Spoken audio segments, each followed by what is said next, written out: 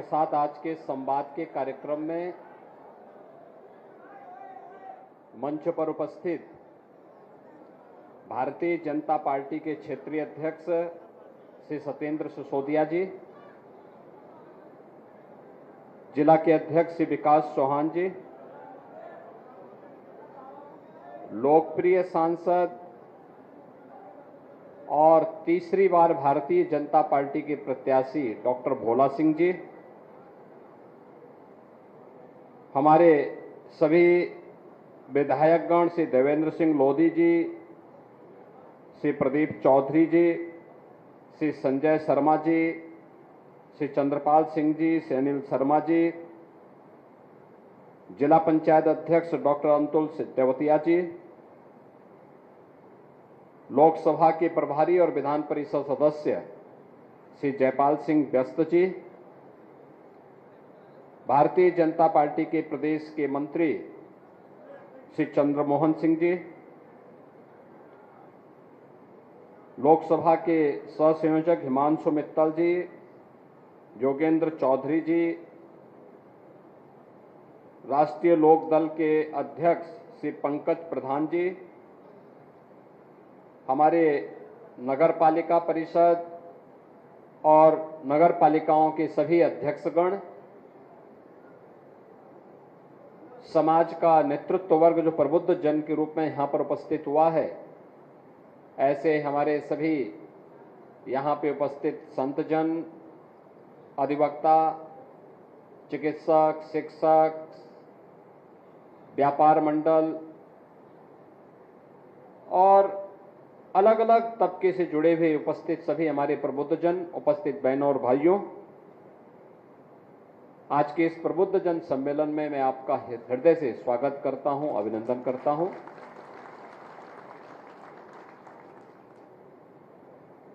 अच्छी सरकार जब आती है तो बुलंद इरादे से बुलंदशहर की तरह ही विकास की नई ऊंचाइयों को प्राप्त करती हुई दिखाई देती है। बुलंदशहर,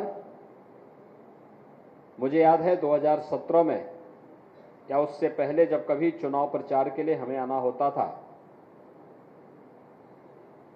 तो पिछली सरकारों के कारण भय और आतंक का पर्याय बन चुका था। कभी स्वर्गीय बाबूजी कल्याण सिंह जी की कर्मभूमि के रूप में जो धरती विख्यात रही हो, महाभारत कालीन इस धरती का अपना महत्व रहा हो, जगत जननी मां भगवती अवंतिका देवी का आशीर्वाद जिस धरा पर रहा हो और मां गंगा और यमुना का आशीर्वाद जिस धरा को निरंतर प्राप्त होता रहा हो, उस धरती को पिछली सरकारों ने अपराध और आतंक का पर्याय बना दिया था। विकास अवरुद्ध हो गया था, पहचान का एक संकट था। उस प्रकार की स्थितियां जब आई थी वह भी एक वोट के कारण हुआ था। गलत हाथों में जब वोट जाता है तो ऐसी अराजकता फैलती है, गुंडागिर्दी फैलती है, भ्रष्टाचार पनपता है, विकास अवरुद्ध होता है। लेकिन जब उसी लोकतांत्रिक अधिकार का आपने सही इस्तेमाल किया और अपना वोट सही जगह दिया तो मोदी जी के नेतृत्व में नए भारत का दर्शन हम सब कर रहे हैं। उत्तर प्रदेश में व्यापक परिवर्तन देखने को मिला है। आज अराजकता नहीं है, एक वोट अराजकता भी ला सकता है, गलत हाथों में जाएगा। एक वोट सही हाथों में जाएगा तो वह आपको आपकी आस्था का सम्मान भी करा देगा। बहनों और भाइयों, मैं कई वर्षों से प्रदेश के अंदर होली के कार्यक्रमों के साथ बहुत नजदीक से जुड़ के देखता था। कोई पर्व और त्योहार आता है, मुझे बहुत अच्छा लगता है उस समय। इसलिए लगता है क्योंकि ये केवल आयोजन नहीं है, ये हमारी धरोहर भी है, हमारी पौराणिक पहचान को भी प्रदर्शित करते हैं। ये पर्व और त्योहार हमारी विरासत के हिस्से हैं, हमारी पूर्वजों की धरोहर, जिन्होंने उस कालखंड में समाज जीवन को प्रभावित करने वाली किसी विशिष्ट घटना को पर्व और त्योहार के माध्यम से उन्होंने जोड़ने का कार्य किया था। तो होली हो, दीपावली हो, विजयादशमी हो, रक्षाबंधन हो, जन्माष्टमी, शिवरात्रि, रामनवमी, इन सभी कार्यक्रमों को लिए मैं बहुत पहले से ही बहुत इनके प्रति मेरा आग्रह रहा है कि कार्यक्रम धूमधाम के साथ होने चाहिए, पूरे समाज को जोड़ करके इन आयोजनों के साथ भागीदार बनना चाहिए। होली के आयोजन को भी इसी नजदीकी से हम देखते थे, लेकिन मैं अक्सर इस बात को देखता था कि हमारे पूर्वी उत्तर प्रदेश में गाना गाया जाता था, होली खेले रघुवीरा अवध में होली खेले। लेकिन गाना लोग गाते थे, गांव गांव में गाते थे, होली की मंडली गांव गांव में घूमती थी, यही गाना गाती थी। लेकिन दुख होता था कि गांव गांव में लोग गा तो रहे हैं, लेकिन अयोध्या में जहां आप राम लला के होली खेलने की बात कर रहे हैं, वहां तो रामलला है ही नहीं, वे स्वयं गायब रहते थे। और पहली बार आपने देखा होगा 500 वर्षों में हमारी पीढ़ी कितनी सौभाग्यशाली है, हमने अयोध्या में रामलला को होली खोलते हुए देखा है।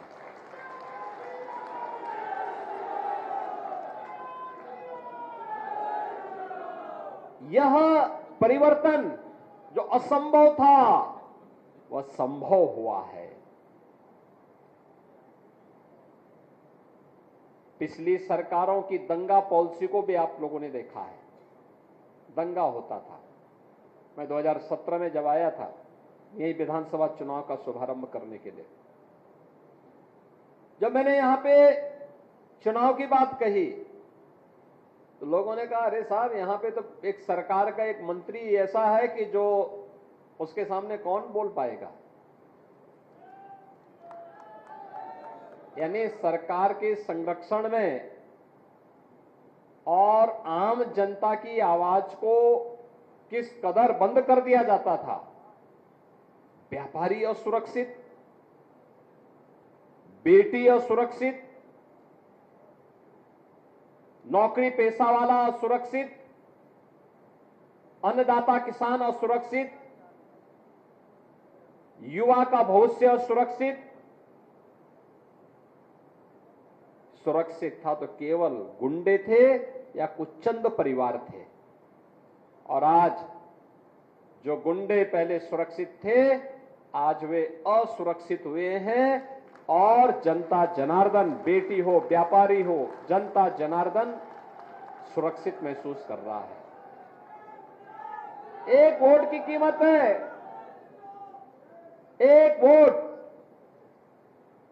हमारी किस्मत को, उसकी तकदीर और उसकी तस्वीर को बदल सकता है, और उसको या फिर उसको बर्बादी के रास्ते पर भी ले जा सकता है। लोकतंत्र का उपयोग करेंगे तो भविष्य को सुनहरा उज्जवल भविष्य की ओर अग्रसर लेके चल सकता है, लेकिन उसका दुरुपयोग करोगे, गलत हाथों में जाएगा तो उसको बर्बाद करने में चूकेगा भी नहीं। और यही होता था। और मैं अब अभिनंदन करूंगा आप सबका, बुलंदशहर वासियों का खास तौर पर। उन्होंने सत्र के बाद से सभी सीटें भारतीय जनता पार्टी की झोली में भर करके दिया। कोई सोचता था बुलंदशहर में गंगा एक्सप्रेसवे जाएगी, वह साकार हो रहा है। आप बुलंदशहर में बैठेंगे 6 घंटे में, इस वर्ष के बाद, इस वर्ष के अंत तक ऐसा प्रयास हो रहा है कि प्रयागराज में अगले वर्ष कुंभ का आयोजन होगा, तो उस कुंभ के आयोजन में बुलंदशहर के लोग 6 से 8 घंटे में सीधे पहुंच जाएंगे।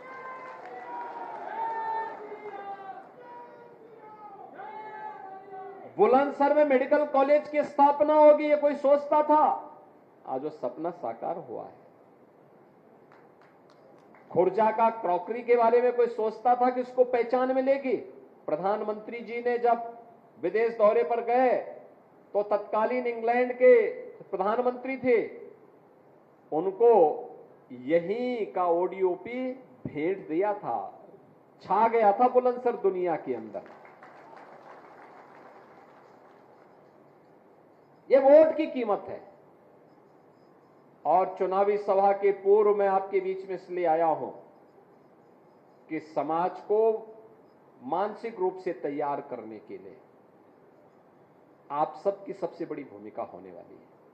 धर्माचार्य हो, शिक्षक हो, चिकित्सक हो, अधिवक्ता हो, व्यापारी हो या सीए हो, ये सभी लोग अपने अपने तबके में, अपने अपने जगह पर उसका एक अपना महत्व है। धार्मिक संगठनों से जुड़े हुए लोग हों, जो भी हों, वे सभी लोग अगर अपने तरीके से कार्य करना प्रारंभ कर देंगे और बोलेंगे कि नहीं, हर हाल में हमें जातिवाद नहीं चाहिए, हमें तो राष्ट्रवाद चाहिए, हमें परिवारवाद नहीं चाहिए, हमें तो सबका साथ और सबके विकास के भाव के साथ कार्य करने वाले लोग चाहिए। आखिर सरकारें पहले भी थी। 1947 से 2014 तक इस देश ने सरकारों को देखा है, अनेक सरकारों को देखा है। मोदी जी के आने के पहले 15 सरकारें आ चुकी थी। अटल जी की सरकार को छोड़ दिया जाए, शेष सरकारें क्या कर रही थी? तब क्यों नहीं गरीब कल्याण की योजनाएं हो पा रही थी? तब क्यों नहीं गरीबों को फ्री में राशन मिल पा रहा था? तब क्यों नहीं गरीबों को सिर ढकने के लिए छत मिल रहा था? प्रधानमंत्री आवास योजना कहां थी? तब गरीबों को स्वास्थ्य बीमा का कवर क्यों नहीं मिल पा रहा था? तब नौजवानों की नौकरियां कहां थी? तब बेटी और व्यापारी को सुरक्षा कहां थी? ये लोग केवल उपयोग करते रहे, समाज को जातिवाद के नाम पर बांटते रहे, अराजकता का फैलाते रहे और उन पेशेवर गुंडे, अपराधी और दंगाइयों को प्रश्रय देकर के अपनी राजनीतिक रोटी सेंकते रहे। हम भी अपनी सज्जनता के कायल होकर के जाति की हवा में बह जाते थे और अंततः दुष्परिणाम हमारी पीढ़ियों को भुगतना पड़ा। हमारा ये उत्तर प्रदेश, जिस उत्तर प्रदेश के बारे में लोग कहते हैं यूपी का मतलब क्या कहते, मैं कहता हूं यूपी का मतलब अनलिमिटेड पोटेंशियल, असीमित संभावना, असीम संभावना वाला प्रदेश है ये प्रदेश पहचान के लिए मोहताज हो गया। तो असीमित संभावना इसमें नहीं होती तो भगवान राम, भगवान कृष्ण, भगवान शंकर, मां गंगा, इन सब का आशीर्वाद हमें मिलता क्या? दुनिया की सबसे उर्वरा भूमि हमारे पास क्या नहीं हमारे पास है? सबसे अच्छे हस्तशिल्पी हमारे पास, सबसे अधिक योग्य युवा हमारे पास। तो हम हाथ क्यों फैलाएंगे? हम अपनी ऊर्जा को और अपने स्वाभिमान को आगे बढ़ाएंगे और उत्तर प्रदेश के माध्यम से भारत के विकास में अपना योगदान देंगे। आज यही उत्तर प्रदेश कर रहा है। जिस उत्तर प्रदेश को पिछली सरकारों ने बदहाल बना दिया था, वही उत्तर प्रदेश आज मोदी जी के नेतृत्व में देश की अग्रणी अर्थव्यवस्था बन रहा है। जिस उत्तर प्रदेश में कोई निवेश नहीं करना चाहता था, मैं देख रहा था अभी प्रधानमंत्री जी ने 10.5 लाख करोड़ रुपए के निवेश के प्रस्ताव को जमीनी धरातल पर उतारा है और लगभग 40,000 करोड़ रुपए का केवल बुलंदशहर में आया है। बहनों और भाइयों, ये जो निवेश के प्रस्ताव हैं, लाखों नौजवानों के लिए नौकरी के प्रस्ताव हैं। लाखों नौजवान नौकरी और रोजगार पाएगा। विकास के कार्य इसके साथ चलेंगे और इसीलिए मैं आपका आह्वान करने के लिए आया हूं कि लोगों को मानसिक रूप से तैयार करने के लिए। मैं जानता हूं डॉक्टर भोला सिंह को कोई समस्या नहीं चुनाव जीतने में, आपका आशीर्वाद उसके साथ रहे। आपने 2014 में उन्हें रिकॉर्ड वोटों से चुनाव जिता के भेजा। 2019 में भी आपने उन्हें रिकॉर्ड वोटों से चुनाव जिता करके भेजा और अब अपेक्षा होगी जब पूरा देश एक आवाज में कह रहा है, एक आवाज पूरे देश के अंदर चलने की, फिर एक बार मोदी सरकार। क्या आवाज आ रही है? फिर एक बार फिर एक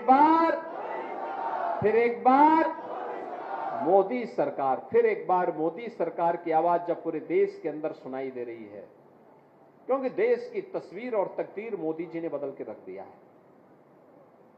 दुनिया के अंदर भारत का सम्मान बढ़ गया, भारत की सीमाएं सुरक्षित हुई हैं,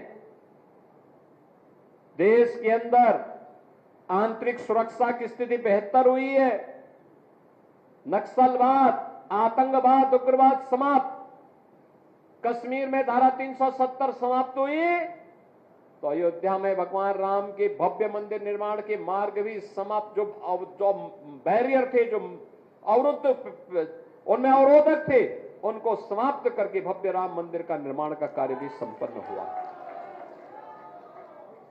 काशी में काशी विश्वनाथ धाम, ये सभी कार्य हुए। गरीबों को गरीब कल्याणकारी योजनाओं का लाभ भी मिल रहा है।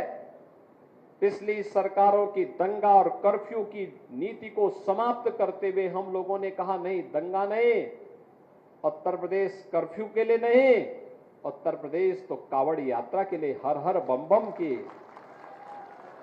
नारों के साथ गुंजायमान होगा। और आज आप देखते होंगे कावड़ यात्रा कितनी शानदार और जानदार तरीके से यहां चलती है। लोग सोच ही नहीं पाते कि भाई इतने बड़ी संख्या में लोग कैसे चल रहे हैं। हमने कहा भी देखो यही भारत है, उनकी आस्था का सम्मान करो, वह आपको सिर आंखों पर बिठाने का काम करेगी। और यह जनता जनार्दन का यही आशीर्वाद लेने के लिए मैं आपसे कहूंगा, भोला सिंह को आप 5 साल अपने यहां दौड़ाइए, ठीक बात है, लेकिन चुनाव के दौरान यह अपेक्षा करना कि वह घर घर जाए, संभव नहीं होगा। चुनाव के दौरान आप में से हर व्यक्ति को मोदी जी बनना पड़ेगा, नरेंद्र मोदी बनना पड़ेगा, डॉक्टर भोला सिंह बनना पड़ेगा, और घर घर जाकर के हर व्यक्ति को बोलना पड़ेगा कि भाई देखो, हर हाल में कमल के निशान पर वोट देने के लिए आपको सर्दी, गर्मी, बरसात जो भी हो, इन सब की परवाह के बगैर कार्य करना है, और उस परवाह के साथ आप सबको जोड़ करके आगे बढ़ना है। और उसी के लिए आपका आह्वान करने के लिए आज हम सब मैं यहां पर आया हूं। चुनावी सभाओं के लिए अलग से आएंगे, लेकिन प्रबुद्ध जनों को पहले तैयार करने के लिए, क्योंकि समाज के ओपिनियन को आप लोग तैयार करते हैं, आपकी और राय पे चलता है। इस समय कोई मनभेद नहीं, कोई मतभेद नहीं, सभी बातों से ऊपर उठ करके केवल देश के बारे में सोचना है। क्योंकि इस चुनावी समर में एक तरफ वे लोग हैं जिनके लिए फैमिली फर्स्ट है, और दूसरी तरफ मोदी जी के नेतृत्व में वे लोग हैं जिनके लिए नेशन फर्स्ट है। एक तरफ जातिवाद फैलाने वाले लोग हैं, और उसके माध्यम से सामाजिक ताने बाने को छिन्न भिन्न करने वाले वे लोग हैं जिन्होंने समाज के ताने बाने को छिन्न भिन्न करने के लिए कोई कोर कसर नहीं छोड़ी है। और दूसरी तरफ मोदी जी के नेतृत्व में एनडीए गठबंधन है, भारतीय जनता पार्टी, राष्ट्रीय लोक दल, अपना दल, ये सभी दल एक साथ हैं। राष्ट्रीय स्तर पर बड़ा अलायंस एनडीए के पास भी है, जो एक साथ सबका साथ और सबके विकास के लिए सोचता है। पूरे देश के अंदर मोदी जी के लिए कोई परिवार नहीं, मोदी जी के लिए 140 करोड़ का भारत ही अपना परिवार है। इस भाव के साथ उनके द्वारा कार्य किया जा रहा है, और इसीलिए आज के इस अवसर पर मैं आपका आह्वान करने के लिए आया हूं कि जब ये आवाज पूरे देश के अंदर गूंज रही, तो देश की आवाज के साथ बुलंदशहर की आवाज भी बुलंद होनी चाहिए। सहमत हैं? सभी लोग सहमत हैं? पिछला रिकॉर्ड टूटेगा, सभी रिकॉर्ड टूटेगा। क्यों? हमारे विधायकगण सहमत है ना? रिकॉर्ड टूटेगा ना? तो रिकॉर्ड तोड़ने के लिए ही मैं आपके बीच आया हूं, कि रिकॉर्ड तोड़ने के लिए हम लोग देखेंगे बुलंदशहर के उसको। और इसीलिए अभी से घर घर जाना है, मतदान के लिए लोगों को तैयार करना है, और मोदी जी को उत्तर प्रदेश की ओर से 80 मनकों की जो माला पहनाई जानी है, उनमें बुलंदशहर अपनी पूरी बुलंदी के साथ आगे बढ़ सके, इसके लिए आप सभी प्रबुद्ध जनों का आह्वान करते हुए मैं देता हूं अपनी वाणी को विराम। जय जय श्री राम।